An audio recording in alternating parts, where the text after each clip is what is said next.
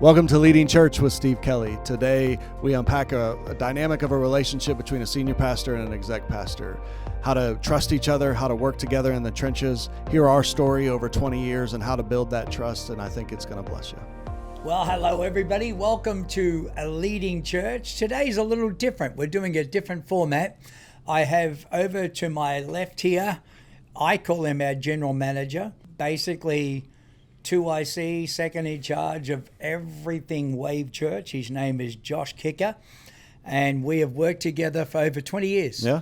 And you've been in the church for how many years now? 25, 26, about a year after you and Pastor Sharon took it on. Amazing. And these guys were, and still are, good friends before they're ever on team.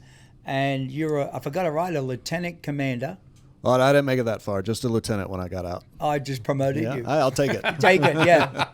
Oops. A lieutenant in the United States Navy on a warship. Yeah. And you had a very special job there. Yeah. And I remember talking to you about your college experience. You went to Florida. University of Florida. Yes, yeah. University. I always get him confused.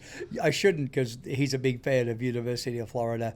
And did a business degree. Business degree with a finance specialty. Yep. And I still remember to this day trying to find a replacement for our guy that was a general manager.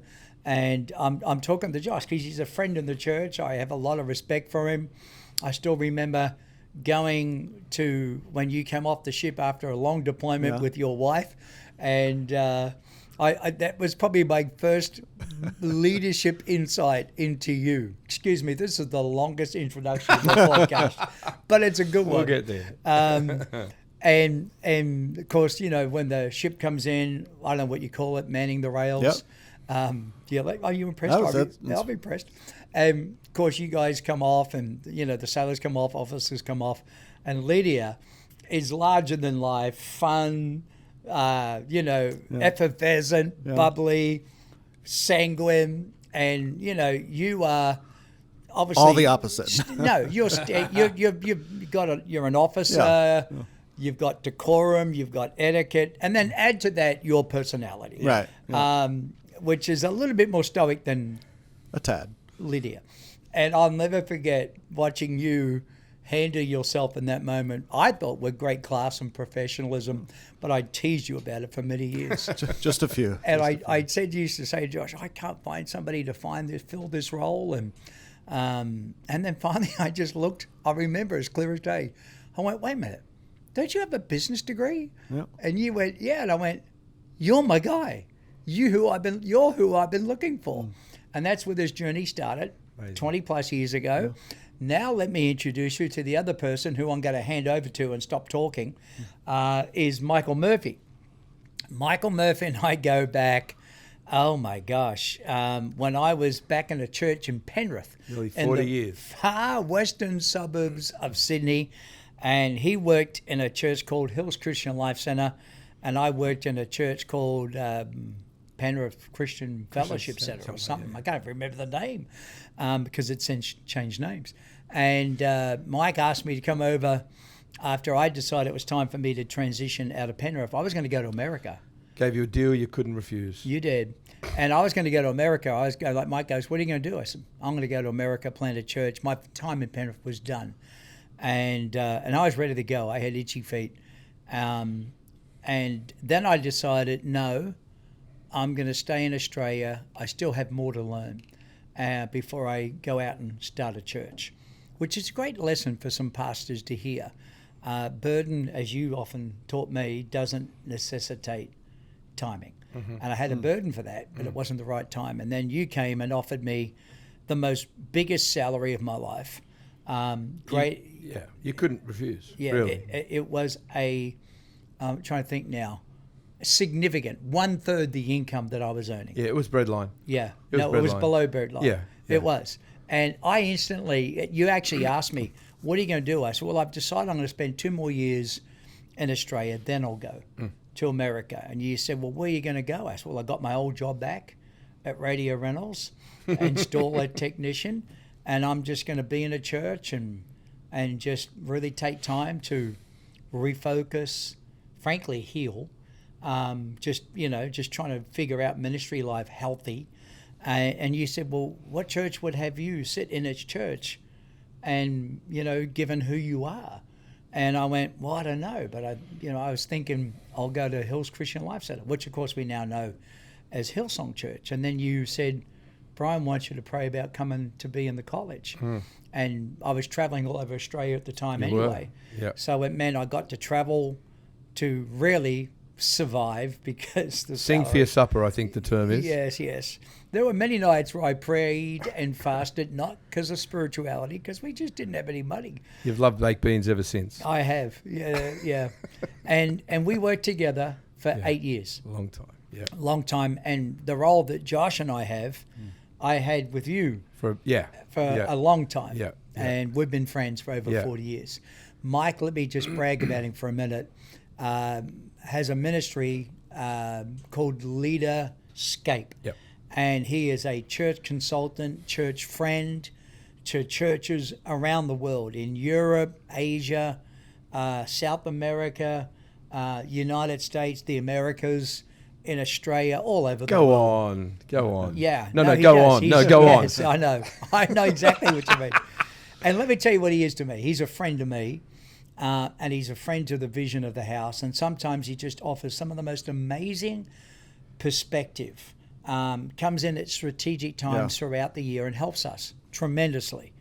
Ask the right questions, some things that we just didn't think about. And we're a better church today because of the input and relationship we had with you. Thanks. So we're doing a podcast because Mark Hopkins is unable to be with us today. He was getting too good. He was getting too good. I was feeling threatened. Yeah, give him a flick. Okay, so we fired him, and he'll be back next podcast, I hope. But you wanted to do an interview with Josh and I. Well, I think you've said it all really, so we can finish that's now. it, we're done. No, okay, thanks very much. Sweet. No, you've touched on some stuff there that I think you always. I've heard you say many times. Every church needs a Josh Kicker, and I actually agree. Yeah. 20 years is a long time. Yes, You've already touched on how different you both are. You're entrepreneurial, visionary. Josh is strategic and systematic. Tell the story a little bit. How, like you've told the origin story. How has it unfolded? I would say this. I think one of the most memorable moments where I saw Josh bring in apostolic wisdom, and I think he's got it. He has a true teaching, preaching gift. But I remember when I was looking for someone to do this job, I was saying, hey man, I need someone whose calling and passion is to really steward the vision of Wave Church. And Josh went, I'm your guy. And yet I also saw that there's not just this pragmatic skill, but I remember we have a conference here called Devoted, and Sharon has stewarded that beautifully, and it's probably the best thing we do, in my opinion, in church life for the nation, for our city, and for our church. And Sharon's brought an expression to Wave that is just wonderful. But we were wrestling with, we're doing offerings, right. and Josh just went, Sharon, why don't we just do this? And we look at the structure of the conference where we won't even need to collect offerings. And I remember thinking, why didn't I think of that? It was such a visionary, big picture solution to some of the tensions we were facing. And that's when I went, this guy doesn't just think pragmatic, steward, super structured, super organized, but he thinks really big picture. And it's not the only time that Josh has been a blessing to Wave, but there is these moments of insight. When he teaches in church, everybody marvels at the insight. He can quote people without looking at his notes. It's really annoying, to tell you the truth. And he's one of the most loved, favored speakers in our church. So I want to put all that out there to say but what you need is not somebody else trying to grab the pulpit. Sure. You know what I mean? But somebody who can really help strengthen the pulpit. Yeah, sure. Do you know what I mean? Yeah. So I remember we had a guy that we were looking at, and we were looking to bring on team. But I said to him, I need to ask you, where do you see yourself in 5 years from now? And he said, in the worship pastor's office. And I went, oh, you're not my guy. Sure. But on paper, never have I ever seen somebody more qualified on paper. But his heart was somewhere else. And I said, you're not my guy. Yeah. And then I remember he rang me back. And this is, after Josh and I talked, and I realized Josh is the guy. This guy rang back and said, all right, I'll die to my vision. I'll die to my vision. And I'm going, too late. I don't want you dying to something. I don't want you every day in an Yeah. office wishing you were somewhere else and you're dying. I want somebody who's going to live to steward the vision that God's given me. And how do we accelerate that? How do we steward that? How do we manage that? I know my strengths, but I sure know my weaknesses. And let me tell you, Josh, wherever I am weak, he has it beyond words. Yes. In strength. So I had to make a choice even when you first talked to me about the financial manager position, I think was what it was called back then when I first started, because due to our relationship, friendship, and involvement in the church, you had actually already asked my wife and I to take on an extension service in another city and campus. And so I don't think I ever knew that. Yeah, and so we were doing that and seeking full-time employment once I was transitioning from the military, and I was going to do both. But then he kind of asked, hey, I want you to do this. And my response was really back to him, well, which one do you want me to do? And which one would you rather me do? Because at that time he didn't feel, to take the burden on both. Because I was like, I can probably do both, but which one do you want me to? And he says, well, I think I need you in the financial manager position. So it was an easy decision for that. And then he was like, can I get like an 8 to 10 year commitment? I was like, well, I guess that's job security at least, but I mean, eight to 10 years. But my wife and I talked, and I had dreams and aspirations of being in ministry, and it was an easy decision ultimately because I just felt the connection and serving what was needed. Well, let's talk about that. Can you remember a time where you realised, gosh, there's something special here? Because there really is. And I've been had the joy of having a front row seat on the relationship. As already mentioned, you're both very, very different. Can you remember a moment we thought, wow, there's something special, and there's a trust here that almost goes beyond family? Oh, yeah. Well, I think trust is deepened and diminished by experience. So I think in the early days, we were both trying to feel each other out in some sense. Oh, yeah. About how we work together. Yeah, for sure. Because even in the early years, there's another guy that's on our board, eldership, who's very involved in the financial side. And I remember going home a couple of times. I'm like, I don't even know why I was hired, because this other guy gets all the questions about the finances. Right. And like, is he going to trust me to do this or not? And but like you said, it was deepened and diminished through experience and over the years. And I just put my head down and said, I got to do what's in front of me, and if I devote myself to that, the work and the fruit will produce itself. And I think that's kind of how it developed. And I think the dimension of the job just bears that out. Yes. Like it started here, but like as you it's said, evolved Steve, over the years. It's evolved, and really, it's Joseph. There's nothing in the kingdom in a sense he doesn't touch. Oh no, and that's the thing when I say everybody needs a Josh Kicker. I think what he's saying is 100% true. I think I leaned heavily because the previous guy really created. It outgrew him. Yeah. I love the previous guy. He was wonderful, faithful, loyal, dedicated, but it outgrew him. And we had to bring over a professional from Australia to help set that in motion. Were you there then, or did you come I was on his second trip. He'd kind of put some things, and then when I came on, so he's going, well, what do you need? What's your dashboard? What are your outcomes? Start with the end in mind. So then, you were just in those formative times. And I realized that I needed to empower Josh. And I think in the early days, I'll be really honest, I think I frustrated him a lot because I wasn't as empowering as I should have been. And I'm probably still not. But I'm certainly aware of it more. Yeah. And my trust in him now, I mean this with all my heart. There is nothing I wouldn't trust this man with. Yeah, that's amazing. And I mean nothing. Yeah. There's nothing he doesn't know about everything there is to know about me, Wave Church. Yeah. And I trust him with my life. And to be honest with you, the conversation has probably gone the other way nowadays, where the other guy feels a little, do I still get a look in? Yeah, probably. And I recognized early on to make that guy my ally as well. Like he's a dear friend of both of ours. Yeah. Yes, he is. And instrumental in the success of this church. And so, and we've met weekly for almost 20 years as well. And so, but yeah, there's probably that tension as well. But, and I get the slow to trust side of things, because this is the most, maybe not most, but one of the most sensitive areas of the church. Yep.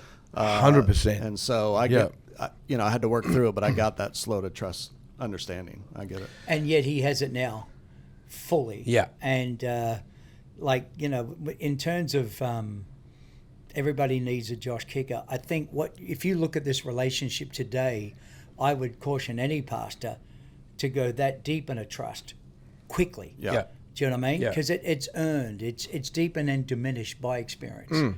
And we've been through hell and back. Do you know what I mean? Together. Yeah. And I know there's times when really only he knew what I was carrying. Yeah. And that's all that was necessary. But I just knew how much he had my back, and how he's slow with words, but he's deliberate with words. And I can't tell you the times when he has sent me a text message going, "Hey, I'm praying for you now. I know you're really going through this." And, someone can say that and it means something to you. But when he says it, it's always, a word in season. Yes. Yeah. Josh has this sons of Issachar spirit on him. He's able to know to say the right things at the right times, and when to be quiet at times. And just, and there's times we've disagreed. Yeah. And they've been healthy. Yep. That if you're not disagreeing, you're not pushing for more. Yeah.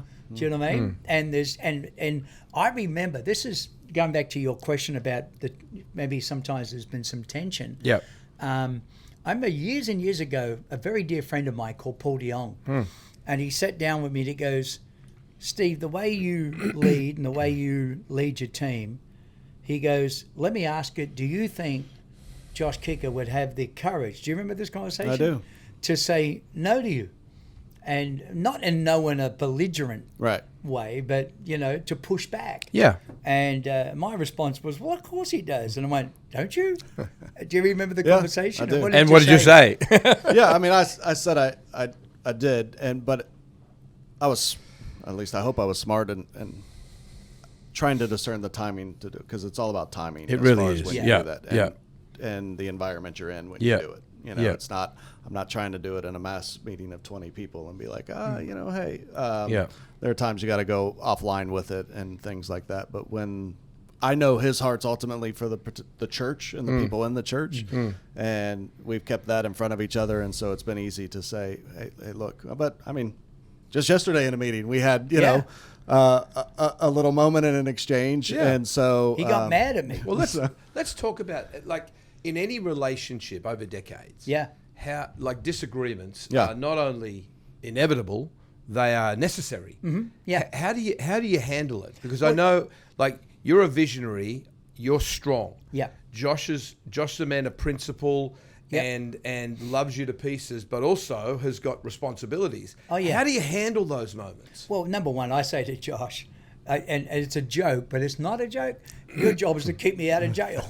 Because pastors, so far, so good. They have more, if they're not careful, they can have more zeal than wisdom. Yeah. And sometimes you can be trying to do something, but there's ways in which, you need to do things that are compliant, that within the rules and regulations. Yeah. I don't know that we've ever actually had any scriptural differences, but maybe what's the word I'm looking for? Within the confines of best business practice or legal things. He's going, "Steve, we just can't do it that way." And I go, "Okay, well, this is kind of what the end in mind is, and we've problem solved that." But I could have gone, "Well, I just want it this way." Well, I would never do that. I don't think I ever have. No. And I go, "Well, Josh, find me a solution. Yeah.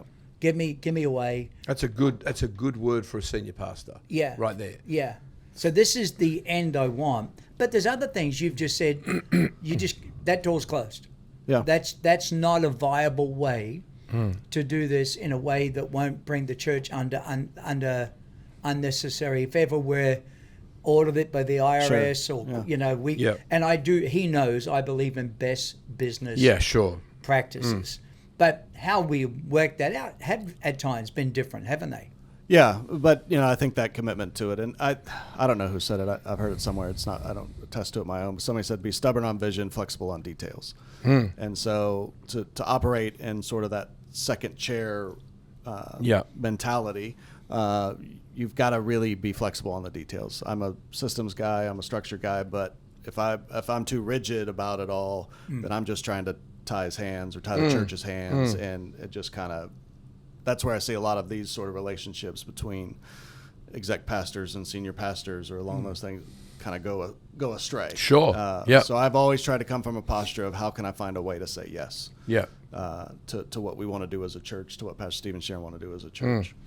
Having said that, can I just add something else? Sure. One of the things I love the most about our relationship is, we have a building team that we meet with when I'm here, and that's been a little hard this year. I've been traveling a bit, but they help really steward everything we're doing. We're looking at building an extension down in Wilson, possibly something in Richmond, providing the sound system doesn't cost us too much money.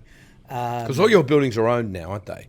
No, we still have a debt on this building. No, sorry. What I We have permanent facilities. They're permanent facilities is what I mean. Oh, okay. Yeah. I'm sorry. Except for our Richmond downtown campus. Gotcha. What I love is, like, we have these meetings, and all the vision of that is wonderful, but Josh has to make all this work. Yeah. And sometimes I got more vision than money. And Josh and this other guy we're talking about, Joe Monaco, have had to say, Steve, what do you want first? Yeah. There's some pushbacks, haven't they? I'm going, I want all of it. And they're going, yeah, but not gonna happen. What do you want first? And they've had to. I remember Joe Monaco said to me one time, boy, if you keep opening campuses, we're going to go broke. And because I'm like, we're Joe Monaco. They drain before they and give back. That has put pressure Yeah. on our working relationship, where he's got the, I'm ultimately the one making the decision we're going to do it, but he's got to figure out how do I still steward your vision of great. all your financial priorities. And so there's been some really good working dynamic Yeah, that's where most of any sort of pushback or conflict is kind of rise. Okay, these are all great. How do we want to accomplish this? And that's adding the systems to the entrepreneurial side, because you got 100 things you want to do, and then coming alongside and trying to help give a priority to each of them to be able to do them. And then I always try to, passing comments are never passing comments. I've heard you say that. In my opinion. And so I've tried to hear those things because I think they reflect his heart, and then try to find ways in the budget every year as we go through to still leave enough room and margin so that those things that do naturally pop up, like, I want to do this, it's an easy yes. It's not we've got to go back to the board and do this, or whatever. We've already built it in and structured and find a way to capture those passing So you're not just comments. listening to words, you're listening to the intent, you're listening to the heart, and you're committed to showing initiative to see how they can become reality. Yeah. And make room for it. And here's the thing, I was going to just finish off with that comment. This building team is a group of what I would consider, at least in where we are, Hampton Roads, very high-powered. Yes. Yeah, they are. Very high-powered, successful businessmen. They turn over tens of millions, hundreds of millions, and one of them billions of dollars, two of them. So what I love is how much they respect Josh, and how the thing they love the most about him is how discreet he is. It's like I've always said, man, he could be playing poker and have a full house, and you'd never know. Yeah.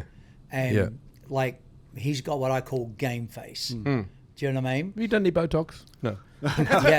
Getting close to that age, though. And there's sometimes, and I want to say this, sometimes I'm sitting in a meeting and I ask a question, and I see him open a folder and search through his papers and pulls out and has the answer to it. And I'm thinking, what else is in there that I haven't asked that you already have the answer to? Yeah, it's good. And he's in front of me. Yeah, it's great. Do you know what I mean? It's very good. And I love how much these business people love how discreet he is.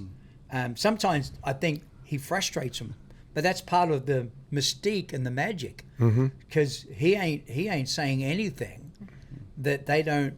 That's what I'm trying to say. That they don't really need to know. You're not Yeah. hiding things. Confidentiality. Yeah, discreet. Discretion. Yeah. Holds his cards close to his chest, which I love, and he's great. got my back. I've heard you say faith is spelt R-A-S-K. Yeah. What are some of the biggest risks you've taken together, as obviously the church has grown from hundreds to thousands, and you've really forged, you're very much the senior pastor, but a real partnership in this regard. What are some of the risks? Come on, let's get specific.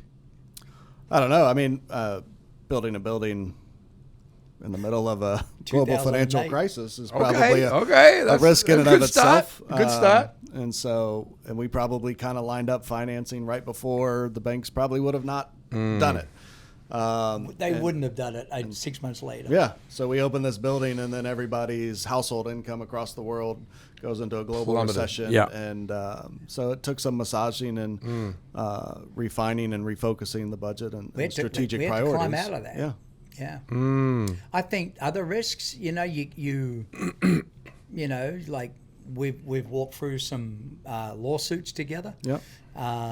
Other risk is people, and sometimes people, let you down. And, Yeah. And you put faith and confidence in people, and we've certainly weathered those storms. Yeah. Media, Yeah. unnecessary media attention, Yeah. unfair Yeah. media attention, things like that. What else would you say? From a risk aspect, I don't know. I mean, you're always going to take a risk on people on some level. Yeah. It's the nature of the industry we're in, because we're never going to have enough resources to just supply a whole staff that's Sure. paid for it. And so Yeah. you're taking risk on volunteers.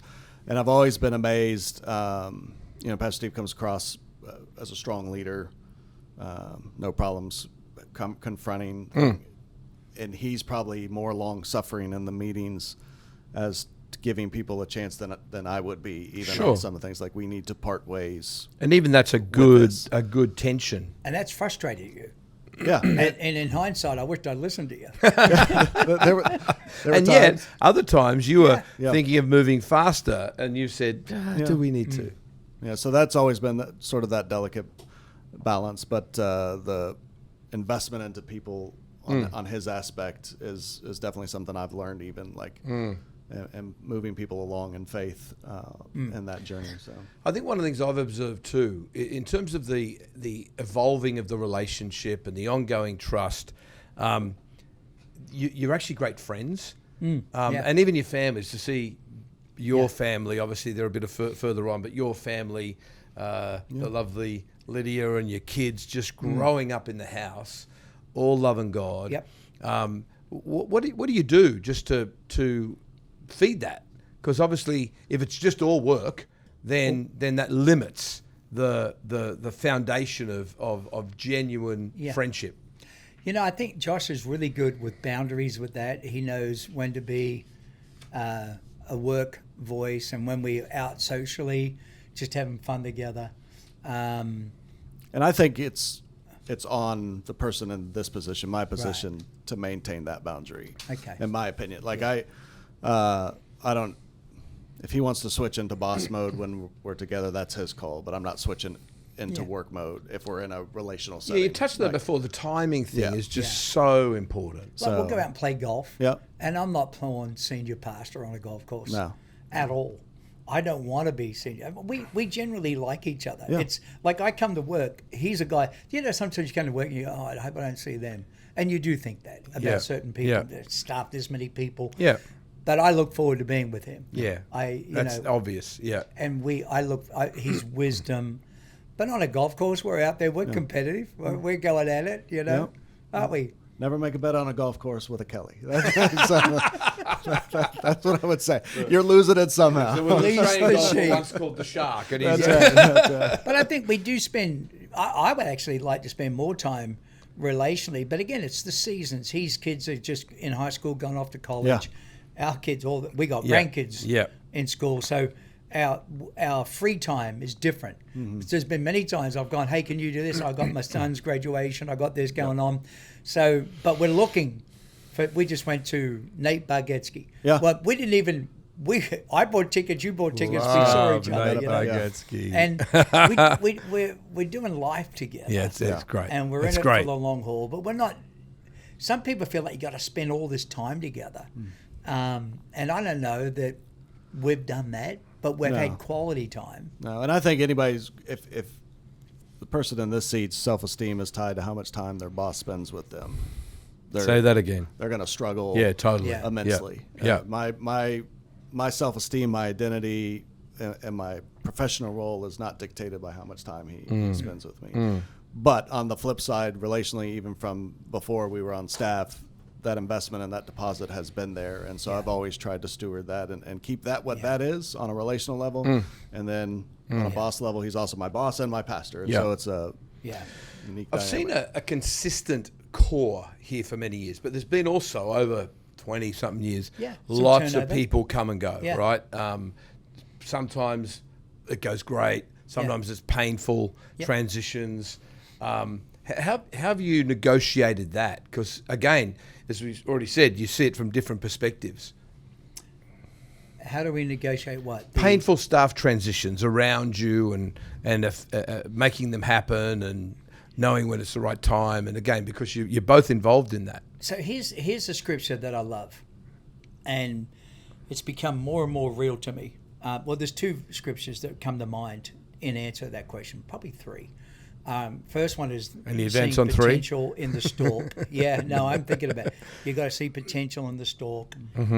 First the blade, you know what I mean? Yep. And everybody wants the full head of kernel, but you got to see potential in people. Yes. But you give people opportunity, and some of them will disappoint you. Yeah. And you gotta be willing to deal with that and the fallout. Yeah. Anyone that you put on staff, if they're worth anything, their weight, are going to have a circle of influence of people.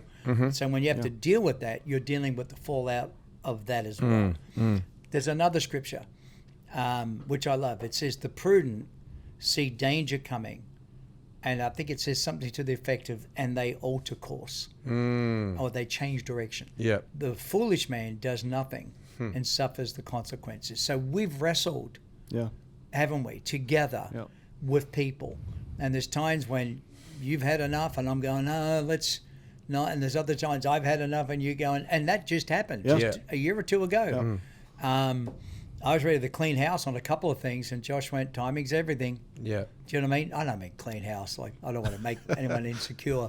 But there were decisions I felt like I saw the prudence see danger coming. And then there's another verse, and this is something we're working on now, is Luke 13, where the owner of the vineyard comes to his vineyard and looks at this tree that had not borne fruit in 3 years. And then he said, look, cut the tree down. The soil's too good and the tree's not producing. And the manager of the vineyard goes, look, give me 1 more year. Let me work the soil, not the soil, the roots, let's give it another shot. So I'm always, the two of us are always trying to figure out what is that tension and that dance. And, I think when you have to part ways with a team member, more often than not, it is in both parties' best interest. Yeah, it's good. But that's never really easily conveyed in the moment. Sure. And it is not easy to sit across from somebody and say, I think this season may have expired and let's move on to something else. And I tend to, my general advice would be do it sooner rather than later. Because it has a tendency to fester and cause further problems down the road. But that's always a tension and a balance, and we are in those types of things. We are in constant communication about. Those are the types of things I try to keep on his radar, and it's sort of my job role to help keep a pulse on it. Because I'm here more on the day-to-day, and so I've got to make sure he has that pulse to be informed to be able to make the decisions. When you've experienced and been close to some of those where basically your back becomes the target for people when they're disgruntled. How do you cope with that? How do you handle that? How do you have his back? Yeah. But also even as a close friend, when you see unfair things like that, how do you process that? Yeah, it's a weight. I'm not in that senior pastor chair, so it's a weight I'm not ever going to fully understand, or someone's not going to fully understand this role unless they're in that chair. So I tried to keep that in mind of he's carrying this weight 10 times more than I am. And I feel like out of most of the team here, I'm carrying it pretty heavily beyond the average bear. And so, but even in that, I know what he and Pastor Sharon are carrying is 10 times that. So number one, I've got to pray for them on a regular basis. And when you pray for someone, it's harder to, even when you're praying for your enemy, it's like, well, I can't not like him as much now. I'm praying for him. But, so I got to cover him in prayer and have his back first and foremost there. And then help translate those things to the team and the staff of what they're going through to help keep them engaged and on mission and pointed in the right direction. If we can hold up his arms, then we can move forward. The moment that kind of falls apart is when there's sort of trouble in the camp. It's great. And I think the key to that too, from my perspective, is I'm a high road leader. Yeah. I'm not throwing mud. Do you know what I mean? Yes. I just go. Someone asked me the other day, pastor locally, said, you've been in this 27 years, you've seen people come, people go. He goes, how do you deal with people who just have fought you? And I go, I just want to outlive them. Yeah. Do you know what I mean? I'm gonna take a high road. Yeah, I've seen it many times. I'm just not gonna let it get in my spirit. Yeah. I'm just gonna, and so long as my conscience doesn't condemn me. Do you know what I mean? And that means you shouldn't have a seed conscience, because a seed conscience ain't condemning anybody. Yeah. So you are open, you're accountable, you're transparent, but you also can sleep nights. Do you know what I mean? And so, but I take the high road. That's, But it sucks taking the high road sometimes. It does. It sucks taking the high road sometimes, to be honest. Let's land this. You're coaching a visionary leader with relation to their, and I'll give you the last word on the other way. With relation to their up and coming executive pastor, what would you say to a lead pastor that could help to bring through an executive pastor that is like a Josh Kicker? Find ways to empower them, or otherwise that frustration will sort of build. You got to be slow to trust. I mean, you got to vet them properly more than probably most other positions, but find ways to empower them, because in our society today, everybody's trying to move up a ladder and move up a rung. When you get to this, there's not a lot of other places to go. So they've got to have that sense of fulfillment in what they do. And so you've got to find ways to empower them so they have that sense of fulfillment in what they do. Because there'll be frustrations. Frustration's fine. Yeah. Apathy isn't. And so you don't want to get that person to a place of apathy, because then it sort of derails from there. Yeah. Very good. Well said. Steve, last word. You're talking to a younger Josh Kicker in another context. Yeah. What would you say you need from them as you're coaching an executive pastor to see them rise? You've got to. It goes back to the very first introduction of this when I talked about. I said to this other guy, "Listen, man. I mean, on paper you're it, but where do you see yourself in 5 years?" And he saw himself in the worship pastor's office. You're not the guy. Yeah. Not in this job. Yeah. Do you know what I mean? For a lack of wisdom, apart from anything, that he said that. No, but it was good. And I wanted... Yeah, but I'm glad... for lack of wisdom. I'm so glad he did. Yeah, totally. Because when he rang back going, I'll die to it. I'm like, I wanted someone who says, this is why I love this. Yeah, great. And when I saw Josh's eyes light up with that. Yes. And I will say this. Your wife, let her weigh in. Do you know what I mean? Because I tell you, there's times when I didn't listen to Sharon. Now, we were friends with these guys before they were ever on team, and we still are friends. And I remember Sharon just really Sharon's insight is tremendous. Mm-hmm.